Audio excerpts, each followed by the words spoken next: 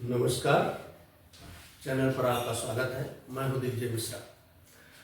इस वीडियो में आज हम नेट का एक क्वेश्चन है जो हैरेड मॉडल से संबंधित है, उस पर चर्चा करेंगे। और वो क्वेश्चन ये है, Harrod growth model is given as under. Harrod growth model इस प्रकार से दिया गया है। ये सेविंग फंक्शन है जिसमें saving S T is equal to a Y T, that is this year saving is function of this year's income.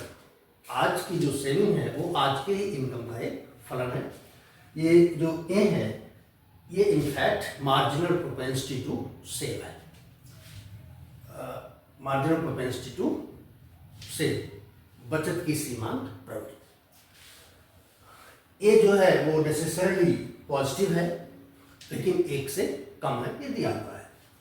इसी तरह से इन्वेस्टमेंट फंक्शन है, investment is equal to B Y T minus one, यानी कि ये जो B है ये एक्सेलरेटर है, ए भी पॉजिटिव है, जीरो से ज़्यादा है। तो ये दो सेविंग फंक्शन हो गए, इन्वेस्टमेंट फंक्शन हो गए।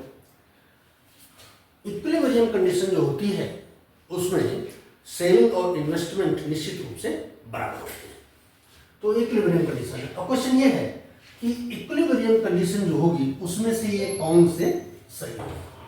तो इन इक्वेशंस के माध्यम से हम ये कंडीशन डिराइव करेंगे। तो चूंकि इक्विलिब्रियम में सेविंग और इन्वेस्टमेंट बराबर होते हैं तो हमारे ये दोनों फंक्शन दिए गए हैं।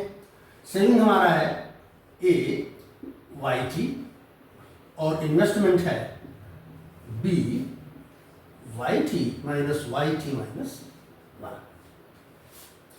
इसको हम सिंप्लीफाई कर दें तो A Y T is equal to B Y T minus B Y T minus one. अब इसको हम इधर ले आते हैं, इसको इधर ले आते हैं, तो ये हो गया B Y T minus one is equal to B Y T minus A Y T. Y T हम कॉमन कर लेंगे तो हमारा जो आएगा ये आ जाएगा B Y T minus one is equal to B minus A Y T. अब हम इसको इससे डिवाइड कर देते हैं, इसको इससे डिवाइड कर देते हैं, तो आ जाएगा B upon B minus A is equal to Y T upon Y T minus one. अब चूंकि हम ग्रोथ की बात कर रहे हैं तो ग्रोथ का मतलब होता है कि एक साल में जो भी प्रोडक्शन हो रहा है अगले साल में प्रोडक्शन उससे ज़्यादा हो। तो यहाँ पर वाई टी अगर प्रेजेंट टाइम पीरियड है तो वाई टी माइनस वन ये प्रीवियस टाइम पीरियड।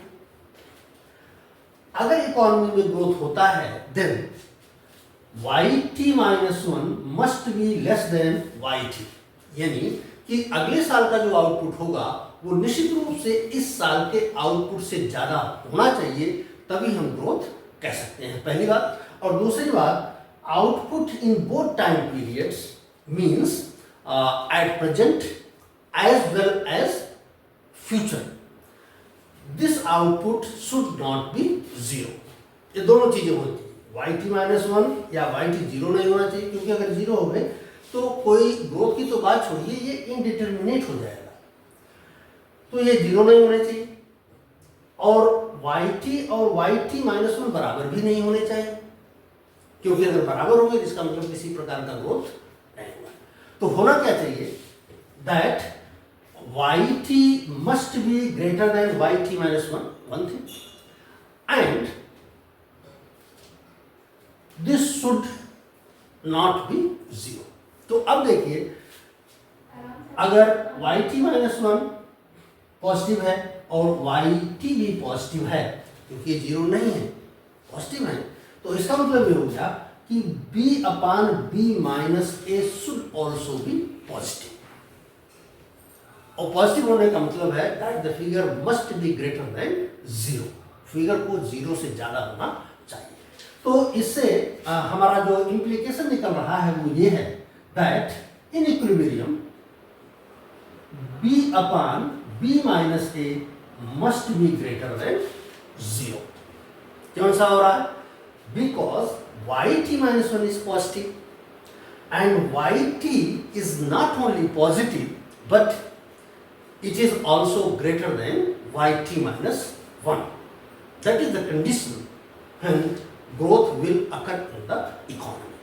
अगर ये कंडीशन फुलफिल नहीं हुई तो ग्रोथ इकोनॉमी में संभव नहीं हो पाएगा. तो हमारा ये जो सोल्यूशन आया that b upon b minus a should be greater then 0, ये इस क्वेश्चन का सोल्यूशन है. तो इसका ये ऑप्शन आ रहा है आपका, ये वाला ऑप्शन सही हो रहा है कि given this question under the given conditions growth will occur in the economy when b upon b minus a is greater than 0. ये ऑप्शन इसका सही हो गया.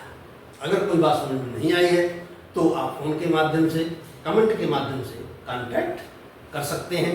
वीडियो पर अपनी राय अवश्य दीजिए, वीडियो को शेयर करें, वीडियो को सब्सक्राइब करें. वीडियो देखने के लिए आपका धन्यवाद.